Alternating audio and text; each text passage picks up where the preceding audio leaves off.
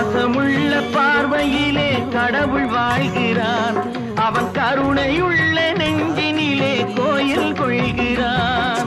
பாசமுள்ள பார்வையிலே கடவுள் வாழ்கிறான். அவன் கருணையுள்ள நெஞ்சினிலே கோயில் கொள்கிறான்.